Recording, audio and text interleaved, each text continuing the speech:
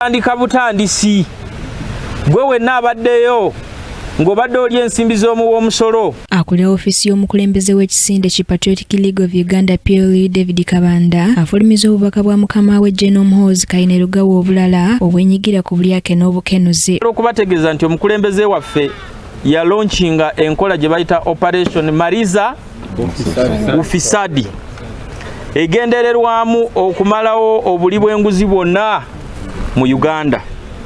Mulabyeko abanene abakwatiddwa abamu bali luzira era antegezeza ndi mbategeeze nti n'abalala bakyajja nti katandika butandisi. Ono asinzidde ku ofisi gy'akulira ku luguudo e Kyaddondo mu Kampala n'alaga ng'ebikwekweto eby'okufuuza abalyake n'obukenuzi bwe biddamu essaawa yonna abatali kuttira muntu ku liiso. Gwe wenna abaddeyo ng'obadde oli ensimbi z'omuwoomusolo yaŋŋambye nkugambe nti osaaga ojja kulima.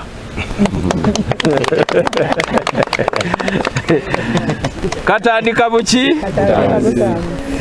Era musibe byammwe mukole ki?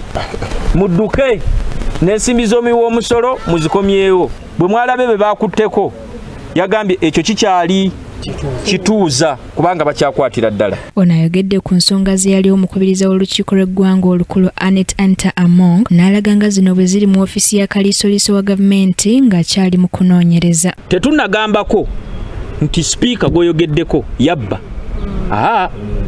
Naye bali mu kumunoonyerezaako ku nsimbi ezaafuluma mu paalamenti era bamutwale luddawa mu kooti. Kooti yenneesalawo nti ddala yazibba oba tannakola ki? Kyova olaba ye tebannaba mukola ki? Mukwata.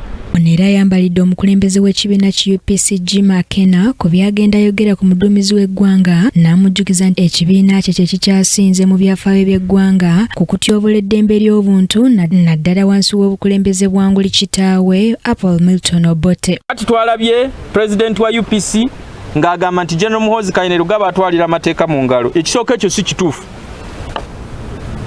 Atubulireyo omuntu omu General Muhoozi Kayine Lugawa gwe yali akoze eki? Gwe yali asse. Wabula ye tukimanyi nti nno akyaliko ekibi ekisikire. Taata we omugenzi Milton Obote yatta abantu abasukka n'emitwalo 5 wane Luweero.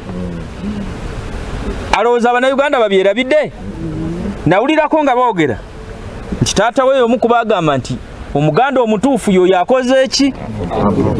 Ono era amusabye okutta ku bigere ng'era agambye nti okunoonyereza okukolebwa kutunuulidde mukyala we Betty Amongi abadde minisita w'ensonga ez'ekikula ky'abantu. N'olwekyo bwe tunaasumulula ate teweebuuza nti PLU ng'eringa esumuludde. Ffe bwe tusumulula tetukola ki? Alawo abadde wano nga minisita wa genda oba otidde nti omu kwe bagenda okukwata njala okubuulira nti ye mukyala wo bw'aba yeetaba mu buli bw'enguzi n'obukenuzi n'okubba ensimbi y'omuwoomusolo n'okugaba contracts mu butali bukyamu nga bw'abadde akola tetugenda mulinzalinza mumugamba alimba ajja kulima kubanga tukimanyi bulungi nnyo nti alina plots ze yafuna ng'ali mu Ministry of Lands n'akozesa olukujjukujju n'ezimu ziri wano ku luguudo luno. Tumanyi bulungi nnyo nti alina contracts z'abadde agaba mu genda nga teziyise mu mateeka. Tumanyi bulungi nnyo ebintu byatutte nga tebiyise mu mateeka. Kabanda era ayogedde ku kiteeso ky'omubaka wa Buyaga West Dennis Namara kyategeka okuleeta mu Paalamenti okulaba ng'ennonda y'omukulembeze w'oludda oluvuganya mu Paalamenti ekyusibwa ng'agamba nti kino kyakukyuka oluvannyuma lw'okuba nga balina omuwendo ogumala ogw'ababaka mu Paalamenti abakiikirira ekisinde ki PLU. Era ffe tulina essuubi nti etteeka lino bajja ddireeta era lijja kuyita ensonga. John Maido yakusakidde eggulire lino ku Rakai TV amalindirire.